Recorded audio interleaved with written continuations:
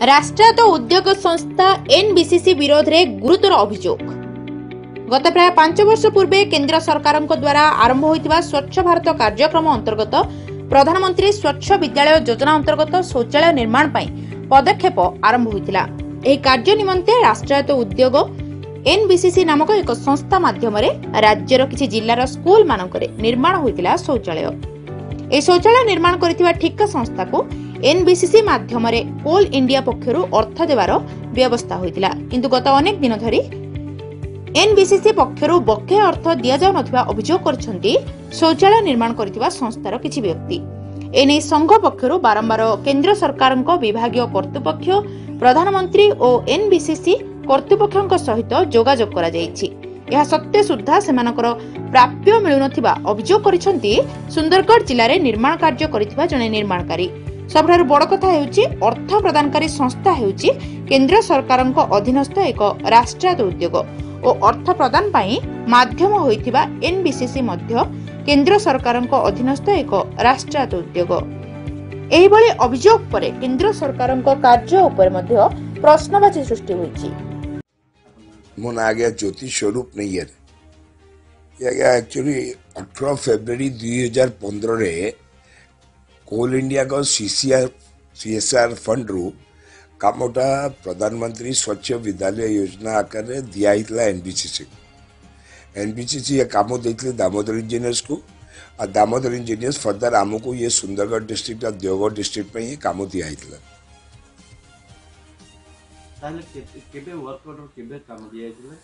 Work order आज्ञा से 18 फरवरी date रही हमको 2015 रे दिया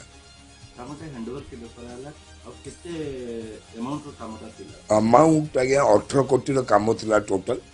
तो विभिन्न प्रकार टॉयलेट थिला लेडीज जेंट्स ये टॉयलेट रे मध्य बोरिंग थिला और पानी सप्लाई मध्य बाथरूम रे थिला। आमे काम हैंडओवर कर देतलु बाई अराउंड 12-13 अगस्त आड़कू एनबीसीसी फाइनल इंस्पेक्शन क्लियर करी ओके कर देतला। आगे 18 कोटी टंका एक्चुअली तो काम थिला। इनिशियली से मैंने हमको पैसा काफी भलरे देले बिल अगेंस्ट रे। लास्ट 3-4 मास काम शेष होगा आगु से पेमेंट दबाटा बंद करदेले। आंकर एनबीसीसी कहबार था कि कोल इंडिया रो पेमेंट आसुनी। एनिया कामटा तो हमको टारगेट ओरिएंटेड थिला कई प्राइम मिनिस्टर को योजना थिला स्वच्छ विद्यालय योजना आ से मध्य कमिटमेंट करथिले कि लाल किला रे छिड़ाई कि 15 अगस्त रे कहिबे कि भारत सारा टॉयलेट रेडी ही। तो आमे भी से बड़िया मोटिवेशन रे काम उड़ा करथिलु। काम करबेटा सहज नथला का जेहेतु बहुत मायावती को एरिया पहाड़ ऊपर जोड़ी की कॉन्ट्रैक्टर जाई परिबे नहीं। आमे लोकल लोकों को नहीं करी सरपंच स्कूल रे हेडमास्टर एमन को साहाय्य नहीं करी ये गरीब लोक माने मिस्त्री माने एमने समस्त साहाय्य करी कि ये कामटा को हमको पूर्ण करिके देइथिले। पेमेंट आसुतला हठात पेमेंट बंद हुआ फलरु हम जेतले एनबीसीसी को प्रश्न कलु से कोल इंडिया ऊपर दोष पकेले। आमे कोल इंडिया डायरेक्टर को जाई मध्य देखा कलु। कोल इंडिया रो कहबार थिला कि पेमेंट पूरा एनबीसीसी को दे दिया हिची, खाली 10% पेमेंट ऑफ एनबीसीसी आम होल्ड करिछु। That is for the reason कि से माने सारे चेक करिके ना सेटा ताकू क्लियर करिवे। से जिनसटा लूप होल नहीं करी एनबीसीसी आज पर्यंत 5 वर्ष प्राय आसलानी 6 वर्ष हमको पेमेंट दौनांती। आम प्रधानमंत्री को चिट्ठी लिखिछु,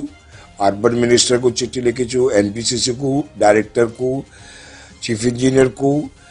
समस्त को 50-50 थर चिट्ठी दिखाई। गोटे रिप्लाई आसीथिला अर्बन मिनिस्टर टू प्रधानमंत्री चिट्ठी रिप्लाई अनुसार कि पेमेंट जेहेतु कोल इंडिया देनी बोली आम आपण मान को दे पारनु और जब कोल इंडिया टू पेमेंट आसो कॉन्ट्रैक्टर मान को दिया जिवो। किंतु से टाइम भी आज से दिन भी आज 2019 रे चिट्ठी आसला आज पर्यंत सेटा भी पूर्ण हो पारनी। आ दुखर कथा या कि जो लोक मैंने काम करचंती ए टॉयलेट को बनया पे एते कष्ट करिके ना ताकर क्षमता नहीं एते आउटस्टैंडिंग रखिकरी चलिया पे। किंतु बहुत कष्ट मंत्र से मैंने आसुचंती आपको कांदुचंती जाउचंती फेरुचंती किंतु एनबीसीसी कौन सी रिस्पांसिबिलिटी नौ नहीं कि से कोल इंडिया टू केमती प्रॉपर उत्तर पाई कि पैसा आनी हमको देबे 2000 पाखापाखि सुंदरगढ़ और देवगढ़ एरिया रे बना हितला येरा सब स्कूल रे खाली तैयारी हितला तो बर्तमान रिप्लाई जन पाखरे आसिला आउ रिप्लाई आसीनी आपण कोन आशा रखिछन्ती रिप्लाई तो आमे फोन रे बे कथा होछु एनबीसीसी संगे एनबीसीसी बारंबार कहूची कि सीसीएल वाला चेकिंग रे बाहर चंती टॉयलेट एटा फोर्थ टाइम चेकिंग रे बाहर चंती से माने आउ तीनटा डायरेक्टर सीएमडी भी सीसीएल रे चेंज हे सरणी या मध्य रे आउ प्रति थर कोविड रो बहाना दे कि ना चेकिंग पूरा हे पारुनी बोली कोल इंडिया तरफ एनबीसीसी हमको रिप्लाई करूची किंतु एक्चुअली देखा गले यार डिफॉल्ट पीरियड थिला 1 ईयर से डिफॉल्ट पीरियड मध्य आज सरी के 5 वर्ष ऊपर हेलानी तो एथरे आउ चेकिंग रो तो किसी सेमती रहीनी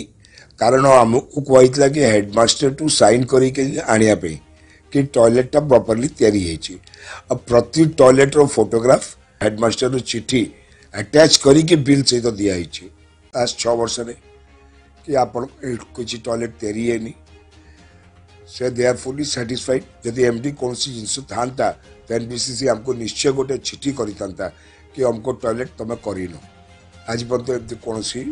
लेटर ना तरफ कलेक्टर को अवश्य आम चिट्ठी देनु किंतु बहुत थे गाँ लोक मैंने जो मैंने काम कर इच्छा कि सुंदरगढ़ कलेक्टर पाक जाइकिना आम आम गुहारीटा कहवा जेहेतु से माने बहुत इंटीरियर रू अच्छा तो गोटे जगह कलेक्शन हो पारना और से माने बहुत गरीब भी मिस्त्री माने जो मैं निजे कॉन्ट्रैक्टर ये काम कर गोटे टॉयलेट गोटे टॉयलेट 3.5-4 लाख टकार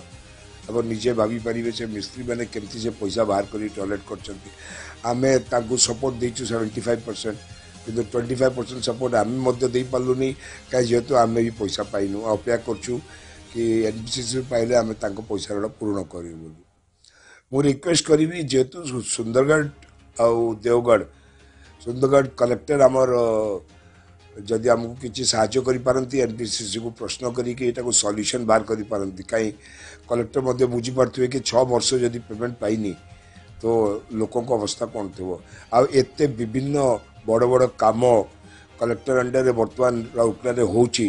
तो यहाँ गोटे छोट सामान्य कथा गोटे 3 लाख टका एनबीसीसी टू कहीकि दिले आमको कहीं एनबीसीसी सैटिस्फाइड आ 10% पेमेंट जो कोल इंडिया काटी एनबीसीसी से पेमेंटा आम पेलू काटिकी निज कमिशन आकार रखिदे जो एनबीसीसी को आम पचारू कि आपड़ कहीं कमिशन निजर रखुंट जो कॉन्ट्रैक्टर पेमेंटा पूर्ण होनी तो कहया कथा कि आम संस्था केमती चलिए यदि एनबीसीसी एडे बड़ संस्था